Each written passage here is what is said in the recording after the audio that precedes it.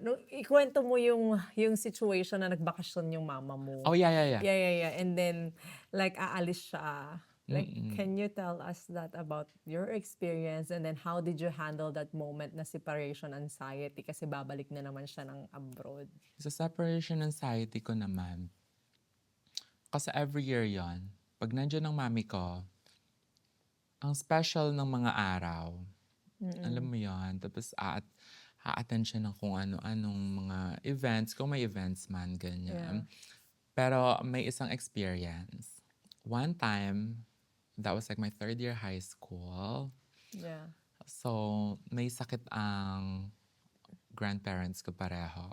Like, Mm. the other one was dying, the other one was Oh. like in the hospital. Tapos, naisipan ko mag-Miss Gay. Okay. But, nasa Catholic school kasi ako. Oo. So, dahil naisipan ko mag-Miss Gay, bawal yon. Yeah. Bawal yon. So, naisipan ko mag-beauty pageant. So, like, to make the story short, hindi yun natuloy. So, ngayon, nakaabot yon sa teacher ko. My mom was there. And like, proud na proud na proud ako na finally a-attend ng PTA meeting ang mami ko. For the first time ba in For the history? first time, aabot, kasi parang June, July, ganyan. Oo. Yeah, June. Yeah, kasi piyesta sa amin yan. Yeah. Tapos, a-attend siya ng PTA. Tapos, alam mo, sinabi lang talaga ng teacher ko back then na like what I did was really wrong, ganyan. Like, pwede daw ako ma-expel, ganyan. Kasi, sabi pa nga nung teacher ko back then, like, that was immoral, sabi. Oh, Yeah. okay. And then anong sinabi ng mom mo? Tapos yun, sabi ng mami ko, pag uwi niya, sabi niya, we need to talk, sabi niya. Galit ba siya? Hindi, parang Yeah. ano lang, quiet lang, Mm. ganyan. Kasi like, hindi talaga ako super out. Like, out ako sa mga friends ko, pero sa bahay, kasi nga we have a conservative household. Yeah. So, kailangan talaga umayos ka. Yeah.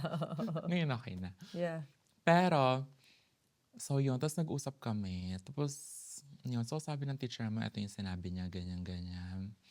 Na Mm. nag-Miss Gay ka daw. Tapos, hindi daw yung acceptable sa school. Tapos bakit mo daw yung ginawa, Yeah. ganyan. Tapos, that's kind of like an homosexual act, di ba? Like, basically, like sinasabi na hindi pwede yung maging bading. Yes. Or like out na bading. Kasi na-survive ko naman yung high school ko. Like, okay naman ako. Oh.